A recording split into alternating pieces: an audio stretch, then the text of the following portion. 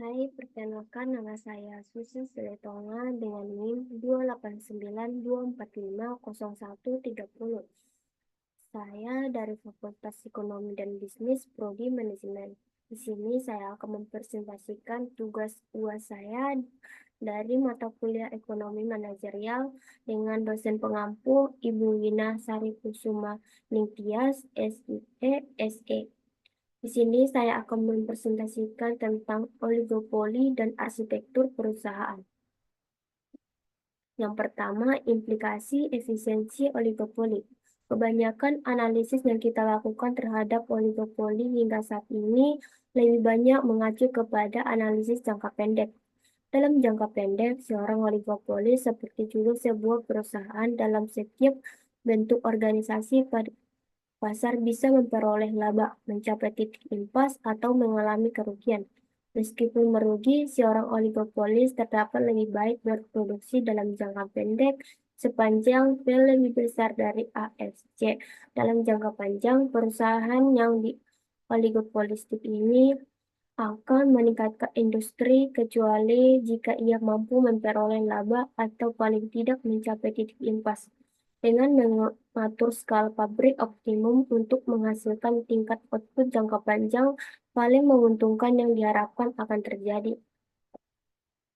Dalam jangka panjang, oligopoli bisa menimbulkan akibat-akibat yang buruk. Yang pertama, seperti halnya dalam monopoli, harga biasanya terjadi di atas C sehingga laba dalam pasar oligopolistik bisa tetap ada dalam jangka panjang. Kedua, oligopolis biasanya tidak berproduksi pada titik terendah kurva AC mereka.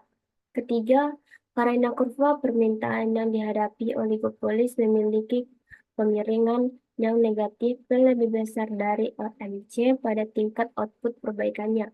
Keempat, ketika para oligopolis berproduksi barang yang terdiferensiasi.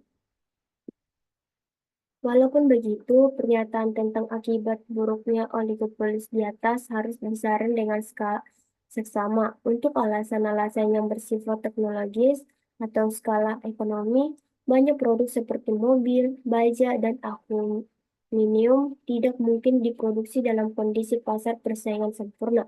Kalau tidak, maka biaya berproduksinya akan menjadi sangat besar. Selain itu, para oligopolis menghabiskan banyak labanya untuk penelitian dan pengembangan dan banyak ahli ekonomi yakni bahwa hal ini mengarah kepada kemajuan teknologi dan peningkatan standar hidup yang lebih cepat dibandingkan jika industri tersebut dikelola dalam bentuk pasar persaingan sempurna.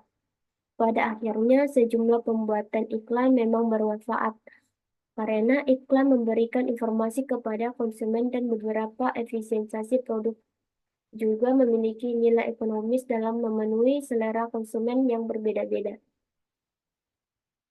Kedua, model maksimasi penjualan. Yang paling terkenal adalah model maksimasi penjualan yang diperkenalkan oleh William Baumol yang memutuskan bahwa manajer manajer perusahaan modern berusaha memaksimalkan penjualan setelah tingkat pengambilan yang cukup telah diperoleh untuk memuaskan para pemegang saham. Baumol menjelaskan bahwa sebuah perusahaan yang besar lebih merasa aman, lebih mampu memperoleh harga yang murah atas pembelian input, dan mampu mendapatkan pinjaman yang lebih rendah bunganya, serta bisa memiliki citra yang lebih baik bagi konsumen, pegawai, dan pemasoknya. Model tersebut dapat disajikan dengan figur 9 dikurang 5.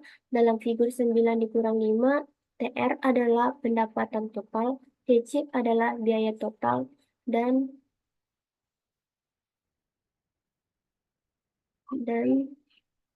adalah nilai laba total perusahaan sama dengan TR dikurang TC dan mencapai maksimum pada nilai $90 ketika Q sama dengan 40 unit dan selisih positif antara TR dan TC mencapai nilai terbesar yaitu ketika ketika kurva TR dan TC sejajar.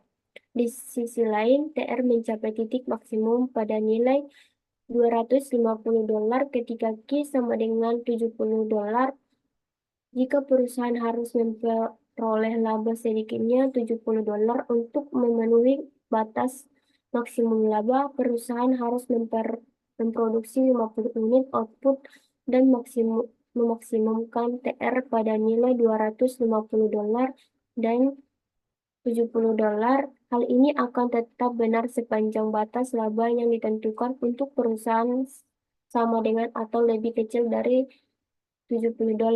Namun demikian, jika batas laba minimumnya antara $70 dan $90, maka 45 batasan laba tersebut akan meningkat. Ketiga, perkembangan oligopolis global. Selama terakhir, kecenderungan bagi lahirnya oligopolis global semakin cepat karena perusahaan terbesar di dunia semakin bertambah besar akibat pertumbuhan internal dan akibat market. Semakin banyak perusahaan yang beroperasi dengan suatu keyakinan bahwa keberadaan mereka hanya bisa dipertahankan jika mereka menjadi satu dari sejumlah kecil perusahaan dunia atau oligopolis global dalam sektor mereka. Banyak perusahaan yang lebih kecil melaksanakan merger dengan yang lebih besar, dengan suatu keyakinan bahwa mereka hanya punya dua pilihan, yaitu mereka harus tumbuh besar atau mereka menjadi korban kompetisi global yang meningkatkan dengan tajam. Dorongan yang kuat menuju globalisasi terjadi karena revolusi dalam komunikasi dan transportasi, terjadinya globalisasi dalam sejarah konsumen, dan kekurangan hambatan perdagangan dan investasi internasional. Sektor di mana perusahaan terbesar mengalami pertumbuhan paling pesat selama dekade terakhir ini perbankan internasional dari tahun 1966 hingga 2001. Total simpanan 10 bank terbesar di dunia tumbuh dari 87 miliar dolar menjadi lebih dari $7.000 miliar. Bahkan setelah memperhitungkan 4 kali lipat perkaitan harga-harga selama periode itu, serta pertumbuhan nilai tukar untuk mengonversasi mata uang lokal menjadi nilai dolar. Nilai pertumbuhan tersebut berarti bahwa besarnya 10 bank terbesar di dunia tersebut meningkat lebih dari 60 kali selama 3 dekade terakhir.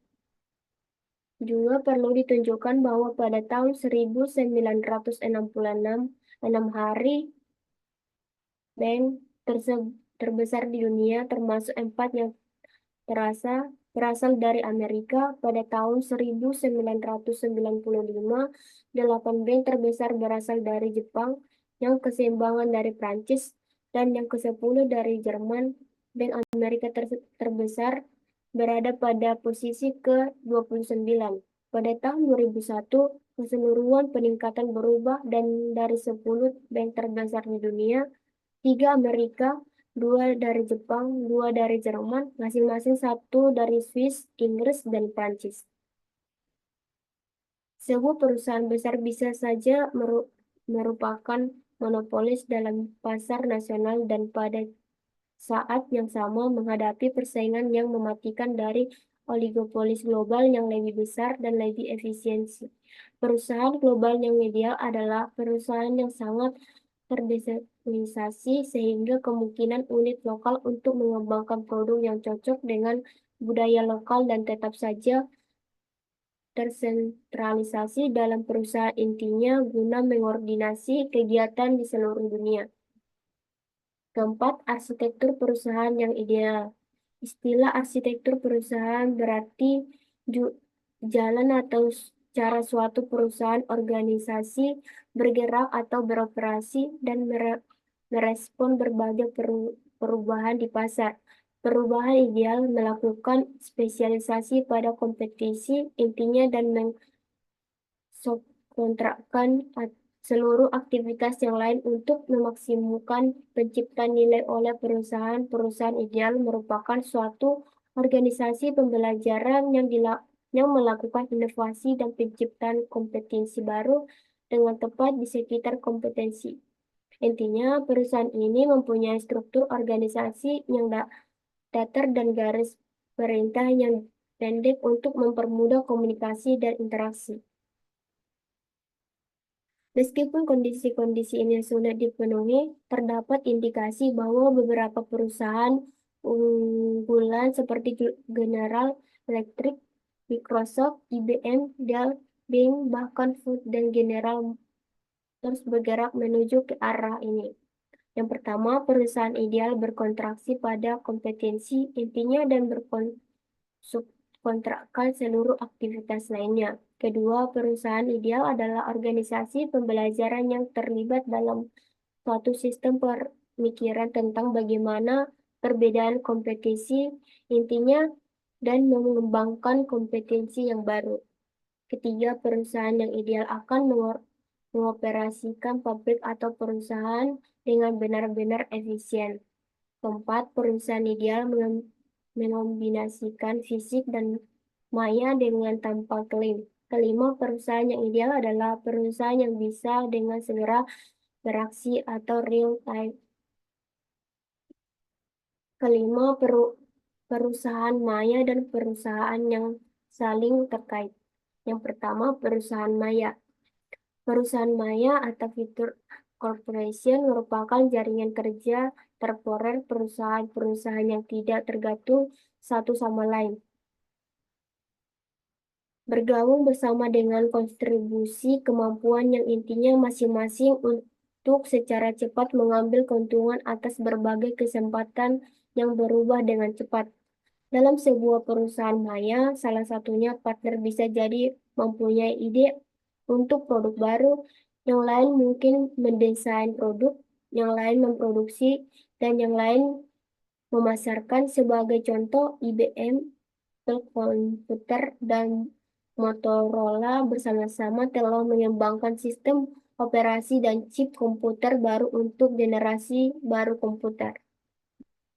Kedua, perusahaan yang saling terkait. Perusahaan yang saling terkait atau relationship enterprise adalah jaringan yang perusahaan yang independen yang membentuk analisis strategi untuk membangun kapabilitas dan bisa hadir secara geografis yang dibutuhkan untuk menjadi pemimpin global di bidangnya. Dalam perusahaan yang saling terkait, partner-partnernya diikat bersama dalam sebuah misi bersama dan pembagian agenda strategi, di mana setiap perusahaan memberikan kontribusi kapabilitas yang diperlukan oleh jaringan. Perusahaan yang saling terkait beroperasi sebagai perusahaan tunggal pada isu-isu yang berhubungan dengan misi besarnya dengan menerapkan strategi bersama, pembagian sumber daya dan dana, mending kapabilitasnya menyediakan sebuah tempat tertentu atas produk dan jasanya. Perusahaan yang saling terkait, yang sukses atau jaringan bisnis dilahirkan untuk menciptakan nilai lebih efisien, membutuhkan modal yang sedikit, dan untuk mempertahankan keunggulannya dibanding perusahaan sejawat bahkan dalam keadaan menurunnya pasar luar negeri. Kesimpulan yaitu pasar oligopoli memiliki efisiensi yang tidak sempurna karena persaingan terbatas. Meskipun mampu mendorong inovasi dan pertumbuhan perusahaan oligopolistik sering menerapkan model maksimasi penjualan untuk memperluas paksa pasar, bukan semata-mata mengejar laba maksimum. Perkembangan oligopolis global memperkuat dominasi perubahan besar melalui operasi lintas negara dan jaringan bisnis. Kondisi ini menuntut arsitektur perusahaan yang fleksibel dan berbasis teknologi. Munculnya perusahaan maya serta terkaitnya antara perusahaan meningkatkan efisiensi dan inovasi, namun juga memperbesar kekuatan pasar dan kompleksitas persaingan. Sekian dari presentasi saya ucapkan terima kasih.